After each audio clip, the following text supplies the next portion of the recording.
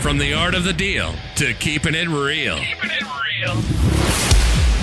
Live from the Simply Vegas studios, it's The Power Move with John Gafford. Back again. Thanks for joining us for another episode of The Power Move. I am John Gafford. I'm your host. With me to my left is Colt El Scorcho Amidan. What's up, El Scorcho? That one, not much. How's everybody doing? Scorcho! I thought El Scorcho was strong today, right? I actually like that. I know. That's another one. I thought it was good. Some of these I want to get tattooed on my back. I think, so good. dude, back tattoo, I think is Power Move episode 50. Yeah. Colt gets a back tattoo, I think is going to be good. And with us, as always, is the counselor, Chris Connell. Chris, how are you? Living the dream, gentlemen. And in studio today, special guest, Tony Ciaglia. Tony, man, guys, I'm telling you right now, we've talked about some wild shit on this show. We've talked about some amazing stuff on this show. But today we're going to talk about wild and amazing. And it's a great story of adversity and overcoming. It's an amazing story to me that I can't wait to get to, but you're going to have to wait a second. So hang on a second. I mean, this is going to be filled with, overcoming adversity. It's suspense. I'm talking about, we're going to help the FBI catch some serial killers today is what's going to happen. Because that's legit. It's going to be crazy. And that sounds like a joke. It ain't. That's kind of what the show is about today, which we're very excited about. So don't look at me. Welcome. I don't like the way you looked at me. No. When you said we're going to potentially, yeah. Well, let's face it. After last week's psychological test, I think if anybody here is a serial killer, we know where Colt ranks on the list. I'm not out of everybody. I'm number 3 on the list. I agree. Yeah. I agree. I know. God, guys, I think I'm the one you want to leave your kids I know. with. I know. if you want them serial killed. If you want them so good. No, as I sit here and I look at the monitor, I got to tell you, man, You're fabulous. I'm looking tan today. Yeah, I woke up Saturday and my wife was like, okay, you're clear. You're literally clear today. You got to do something about it. So I went and got my $480 spray tan, and that seems like a lot for a spray tan. But let me explain to you what happens. I pay them $39 a month, and I go like once a year. That's what happens. But when they go, they get you with like the best sales pitch ever, which is like, well, if you cancel, you're never going to get this rate again. And the incredible cheapness that is just buried deep inside of me is like, well, I can't let the rate go. It's just too good of a deal. I'm grandfathered. No. But if my face looks really tan, it's because I got rossed at the tanning booth, if you know what that means. Back in the day, the show Friends. So I get the tanning booth right. I do the thing. I'm doing the spray tan. I'm not going to nuke myself in the cooker. It's killing you otherwise. But I get in the spray tan, right? And I push the button, do what you're supposed to do. And it just goes, just sprays my face. That's it? It goes bing. And I look at it, it says face tanning session over. And I'm like, I wanted more. My body? I didn't pay $480 just to get the face done. No, I need the whole thing so done. is it 240 tan? Yeah, it's $240. Yeah, there it is. Looks very natural. I thought somebody actually sprayed No, you stand there and the machine does You it. hold your arms up and Right. Really? So then I'm like, I go out there, I call up there. I literally call him from the cell phone. And I'm like, something's wrong with the stupid machine, right? You got to fix. She's like, oh, yeah, it's broken. And I'm like, oh, okay, well, what do I do? Because I'm standing here with just a spray. She's like, no, we're going to put you in the machine next door. Then I'm like, all right, so now I've already been sprayed on my face. I have no idea what got sprayed on my face at this point. Could have been anything. Colt knows what I'm talking about. But weekend was fun. It's a weekend out for Colt. But it could have been anything, and I didn't know. So I'm like, I'm just going to have to try to block my face. The next one I do the full body. Yeah, it didn't work out. I got sprayed twice. I come home, my wife was like, your face is very tan. Glowing. I'm like, yeah, so I got roasted. You look great. I did good. I did. I think you look good. I did. But I do want to mention this. I don't know if I told you this, Counselor. Colt said the funniest thing I've ever heard in my entire life this weekend. Maybe I just think it's funny, but maybe it was. Colt and I were at the hockey game on Saturday. Colt, did I tell you this? No, but I'm ready for it. Colt and I at the hockey game. Colt and I were at the hockey game on Saturday. We're watching hockey. And we weren't talking about anything about this. You know why? There was no precursor to this. Yeah, somebody came on the Jumbotron. And what did you say? What did you say? Can I say what you said? Yeah, Colt goes like this. Colt goes, what are these? It just pisses me off so bad with these people with gaps between their teeth. Don't get them fixed. He goes, I got a gap between my teeth. I ain't getting it fixed, but what's wrong with this guy? I mean, right? I don't know. I mean, dead serious. Just angry at these people. You ever have something like that makes you mad that you're That like, you don't do yourself? Yeah. No, I'm self-aware. No. But if I got my gap fixed, I'd look weird without You a wouldn't gap. be Everybody knows me as a gap. So like when Why I don't see you people, think that guy on the Jumbotron would feel like his personality was being I just no. trounced Sorry. upon? So No, that's like your I'm going. signature. Yeah, it's my signature. It's Fat signature. people But making fun of fat people. Some guy, Yeah. random guy at the hockey game. It's not his signature. He probably works don't- IT or you don't something. know that. He doesn't see people. His nickname could be El Gapo. You don't know that. Let's just El all take a Scorcho. moment to think that El Scorcho's not running the metaverse yet. That's exactly right. Yet. The metaverse would be amazing if I ran it. Dude, Just king throwing of that the out here. king of the metaverse. That's a I think solid. a world would be a lot better if you had people like me running it.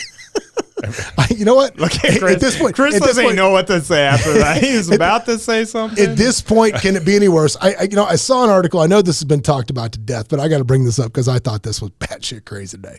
There was an article today in the New York Times written by a professor of sexual studies at Purdue University, and the title of this article was, "We should be celebrating this swimmer." The swimmer you know I'm talking about, like we did Jackie Robinson.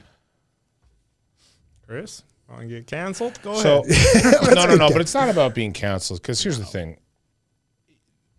There is a point where the eye test has to matter, right? In life, right?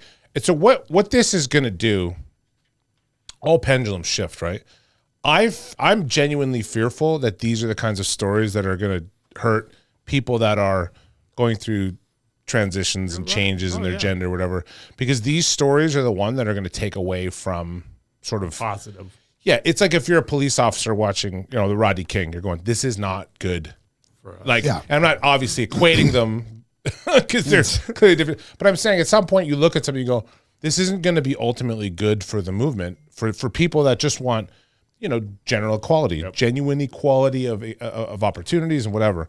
When you see something like that, the person, she presents like a very large man. That's how she presents, right?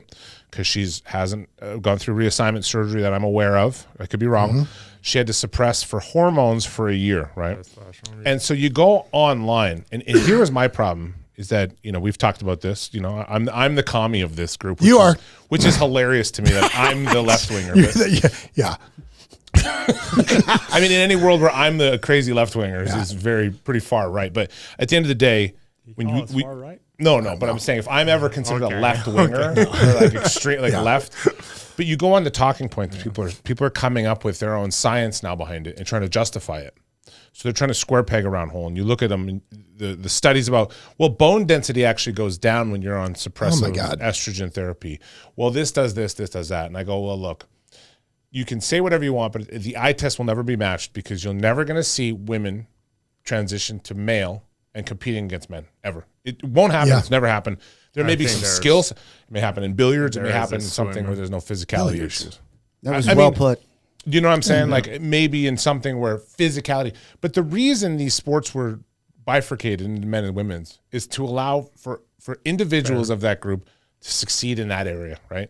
Well, that was my point, which is if you're going to go this, why even have male and women? Let's just have the NBA, and if women can make it, God bless. Because it's not fair. But it hurts women. Exactly. No, that's my point. Right. Because it doesn't make any sense to do it that way. And I'm called a TERF for that opinion. Yeah. A trans exclusionary radical feminist. And I look at it, I go, we haven't gotten to a place. Okay, make that up? Who's calling you that? Well, no, that's what you're called. Okay, I'm sorry. When you said I'm being called that, I'm like, are they protesting you now? The response from the left, and I'm going to call it the left because it's not liberals. It's from the left, is that if you don't say that a transitioning male to female is a woman for all intents and purposes, then you are a bigot. Yeah. You're a TERF. And I go, that individual didn't grow up with boys chasing her and slapping her ass when she was a kid. She couldn't defend herself. That boy, I have 2 daughters. I'm telling you, women do not have the same issues growing up and developing or whatever. So we haven't done a good enough job protecting biological women yet.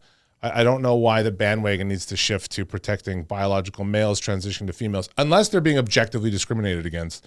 And I don't see that happening. You get the Minister of Health, who is an objectively, male to female transitioned individual. So we need to move things appropriately, but not past the eye test. Yeah, I think that comparing that to what Jackie Robinson dealt with really was obnoxious on a level that is insane. Little different.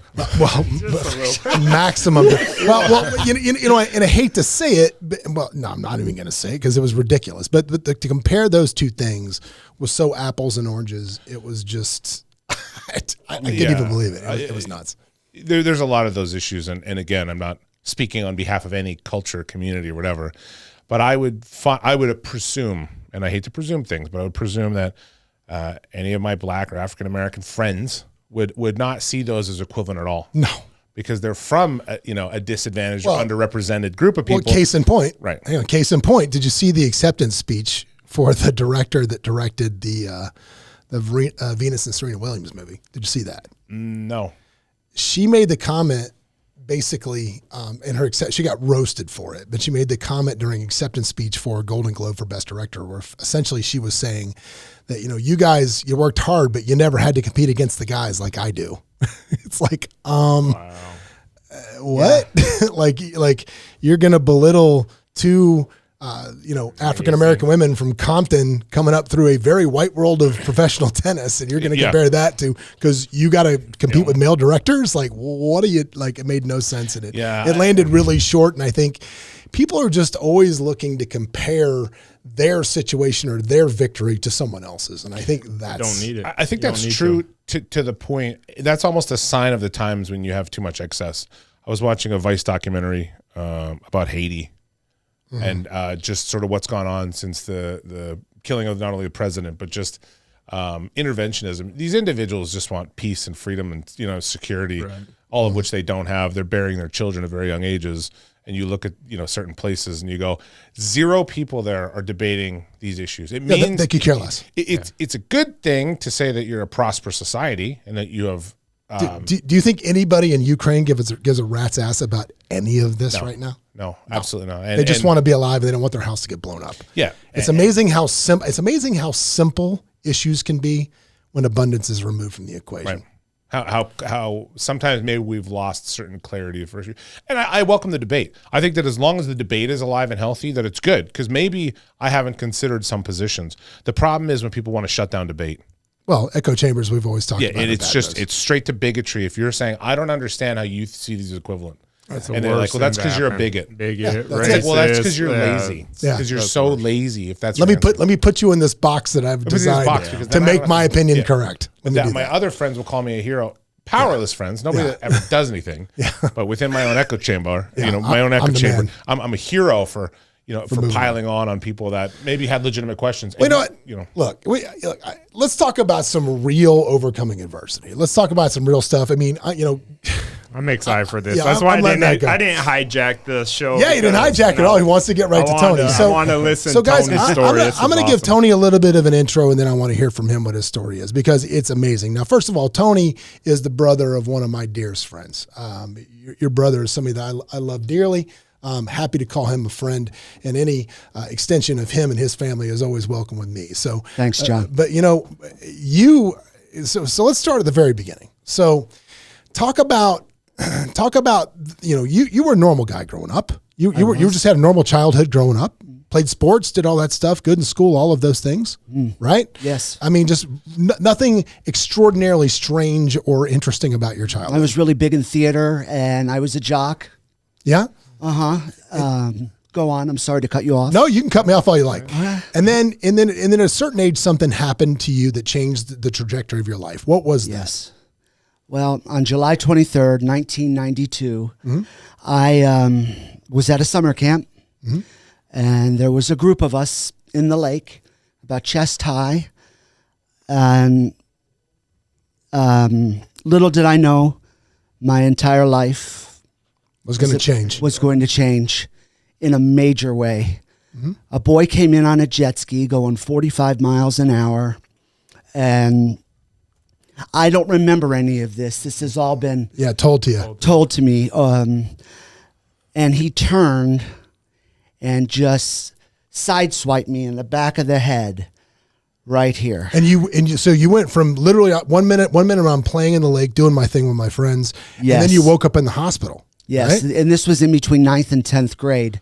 How long were you out from the time you got hit to the time you can remember coming back to in the hospital? Was it days, weeks? What was it? 36-day coma. 36-day coma. You're out. And I died 3 times on the Care Flight helicopter that came to get me. And can I tell you about my out-of-body experience? Everything. Yeah, of course. We want to hear it all. We got time. The floor is yours, my friend. Yeah, we want to hear. We're here to hear your story, Tony. You tell your story.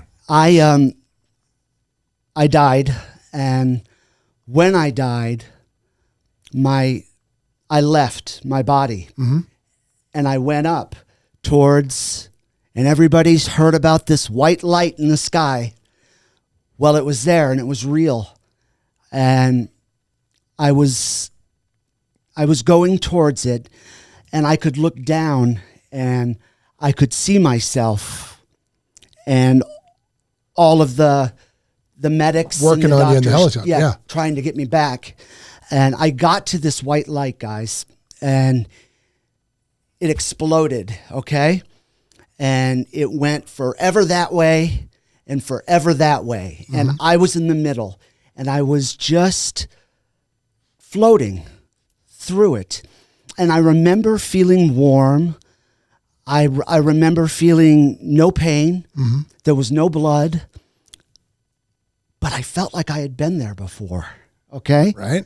And So you were at peace at this. Very calming. oh, yes, Extremely I was at peace. And I drifted through this tunnel, and I looked to my left, and I saw my family around the kitchen table. And they were eating spaghetti. So it wasn't just you saw. You saw your family. I saw my family.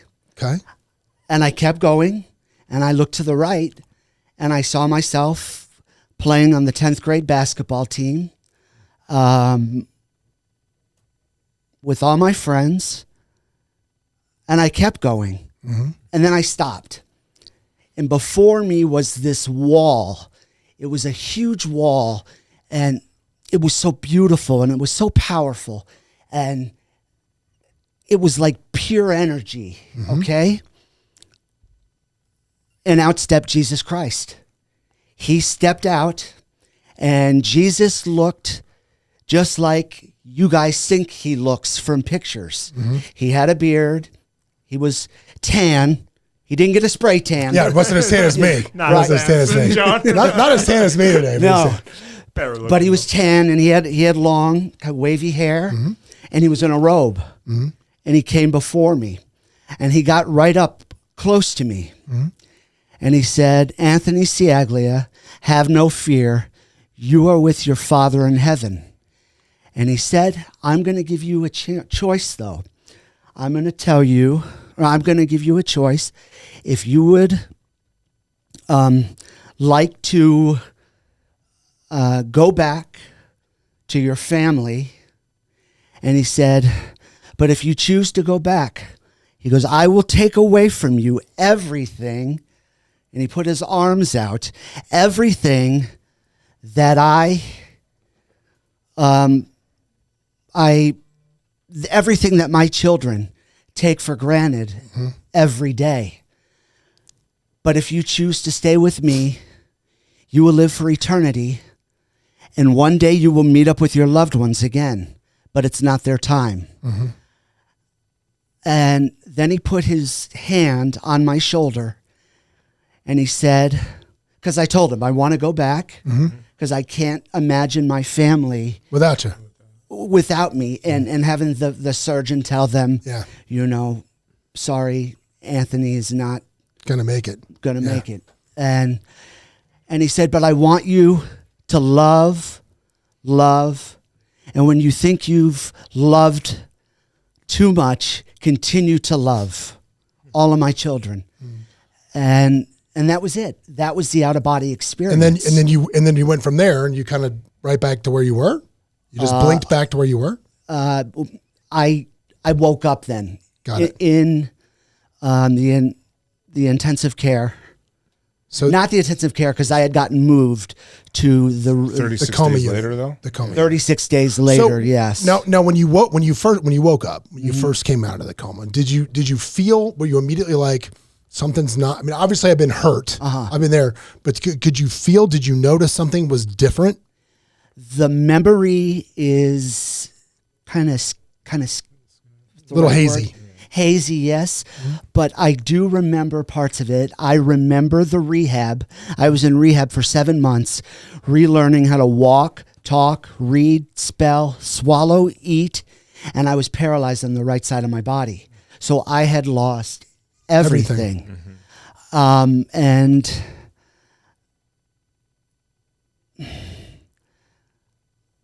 But did you? I remember. Could you tell? At what point did you realize that? I mean, of course, all your motor function was on all those things. Yes. But because I know that you suffered a little bit of a personality difference from when before to now. Oh my God. So at what point did you notice that? Is that something you knew was happening, or what happened? I know you know now. So my entire personality changed like 100%. I tried to go back to school, and guys, it wasn't the rehab that was the hard part. It was how my friends treated me. I went from a very popular, whatever the hell that means. yeah, You whatever know? it means. At that age, yeah. Yeah, and I was teased. This is hard to say, but I was spit on. They treated me like I had leprosy. Yeah. And that was the hardest part. I had to drop out of school after 6 weeks. My parents, they pulled me out, and I mean, if you're in a tough, yeah, if you're in a that's tough. I mean, that's so frustrating as a parent too. it's tough. Yeah, because you got hormones going on at that age. yeah. And This is 92. That's a good. Do you think? I mean, like, look. I don't think that would happen today. That's my question. Do you think that would still be happening? There's today? been a lot. So, like There's I said, been a lot people of shit on a lot of advancements. stuff, but there's a lot more progress now. I think people are a lot more accommodating for differences now, 30 years later. Yeah, I agree with that. There's a lot. I more agree progress. too. Thank God. Thank God. Yeah, that's So- a Yeah. good part Yeah. of progress. I mean, you know? you hear this, and as a parent, your heart goes out to you for that. But you also think, Jesus, thank God, are my kids capable of that? Of being the bad side of that? Are they capable? And you hope Mine not. know that's Well, the thing is, I don't think any parent that their kids end up doing shit like that. I don't think any parent thinks their kids are capable of that. When you tell them that they are and they defend them, that's when you know that's why. Yeah. That's My true. little Billy wouldn't do that. It's like if somebody came out to my house and said your daughter has been picking on It'd be my her daughter, ass. I'd be like, 1 minute. Well, that happened. No. here. That's happened before. I found out that my son was giving the little Bren, who's the next door neighbor boy, who was like 5 years younger. My son was giving him a hard time at one point, and they called me. I wanted to murder my son. I'll I choke made my own kid out. I made him go next door and apologize not just to the boy but to his parents. And we've never had a problem since. And this was years ago, so it wasn't. I mean, kids are assholes until you correct them. Right. Yeah, you At got to the end get of the day, you have to have a good gotta get your role thumb on model them. and stuff, Gotta but get your thumb. So they pulled you out of school. They pulled me out of school, and my adolescence really were horrible. Because one thing I deal with now, even to this day, is severe depression. Yeah. And that's due to the brain damage. And I mean, there's days when I wake up and I wish God would just come back and give me that choice again to go with him or come back. And when I told my parents that, it broke their heart. Yeah. But see, I think for me, and, Yes. and people don't know the rest of the story, and we're going to get to the rest of the story. Yes. But how many families have you blessed since then because of what you did? And we're going to get to what you did in a minute. But I think every time, if I'm giving you any advice, which I mean, that's part of what we do as we sit here and give people advice. If I'm giving you any advice on that is, on those days, man, this is for anybody. On days when you feel like you're not making an impact, or you don't want to get out of bed, or you're not feeling good about you, always turn your focus to the impact you're making on others. I mean, I always tell people the definition of success for me is not so much what you achieve going forward, but it's reaching back to pull others forward. And I know for a fact, and we're going to get into that story in just a minute, you have changed people's lives. You have made it better. You have healed families because of what you've done. How long? We're going to get to that. How long was your motor skills off? Because, I mean, your arm, you said your right hand paralyzed and stuff. Yes. I mean, your speech, everything's great. So how long did that take to get back? Do you remember? Was it a couple of years? In rehab, I do remember. It was like the nurses and stuff. They would always tell me, you know, you're always like 2 steps ahead of where you should be. That's awesome. And God, I want to say I was blessed. And a lot of it was because I was really young. I was 15 at that time. So the recovery rate was better. And Still have neuroelasticity, yeah. Well, here's you know what this is almost like, dude. And I'm not trying to trivialize your story, but dude. This is like your superhero origin story, because all of this created what is known now as the serial killer whisperer, which is what you're known as. Am I right or wrong by that? that is what I'm known as. You're known as the serial killer whisperer. And right now, if you're in your car doing this, I hope you just said, what the fuck did What you did just say? Because we're going to get into that now. So along with this, you started feeling, was it compulsion? Was it certain things that you were feeling that you were trying to get a handle on and trying to understand? What started this? The way the story goes and the way it happened was, I went to therapy, like psychologists, for probably 17 years, like twice a week after my accident and everything. And my psychologist told me, Tony, you really need a hobby. Yeah, you really need a hobby. And that's true for everyone, by the way. Everybody needs a hobby. Go if you don't have one, go figure one out. You know what Colt's hobby is? It's ruining every text group he's in. That's his hobby with the Android phone. He just ruins literally. I don't have an iPhone. Yeah, Tony, you have a phone, right? an iPhone. You have an iPhone, right? I do. So we could all be texting right here? Right, and Colt would ruin it. Ruining it with the green bubble. Be ruining it. Sorry. So sorry to interrupt you. So no. He says you need a hobby. Go ahead. I need a hobby. And I said, well, I'll take that home, that idea, and kick it around and see what I come up with. And my dad, when he was younger, wanted to be a criminologist. So he had lots of books around the house. Ted Bundy, John Wayne Gacy, just lots of infamous, notorious serial killers and stuff. So, of course, I looked at those books and I was thinking, hey, I'm a good writer. Why don't I reach out to these people? Not Ted Bundy, he was already dead, but to serial killers. So what I did is I went back and I told my doctor that, and trust me, he was not supportive. I was just going to say, I was thinking golf. running, stamp collecting, pinochle, coins, something. Serial killer pen pals. Not what I was thinking. and exactly the words out of his mouth were, Tony, you're born with a clear lake of water. And if you do this, you're going to throw lots of shit into that water. No kidding. And Darken the pool. Oh my God. Yep. but I didn't Were your listen to parents him. okay with that? They were actually interested to see what kind of response I would get. So I started out. Well, I wrote, hang on. We're going to take a quick break. We're going to take a break. We're going to take a quick break. And we come back, we're going to hear about, we've heard the backstory now. We got the origin done. Now we're going to move into the hero's journey where we actually start moving through this process to become the superhero you are, which is the serial killer whisperer. We're going to be back in just a second. Stay with us.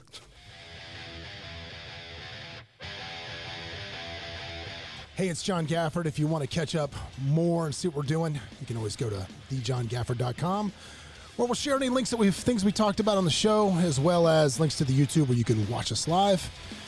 And if you want to catch up with me on Instagram, you can always follow me at thejohngafford. I'm here. Give me a shout.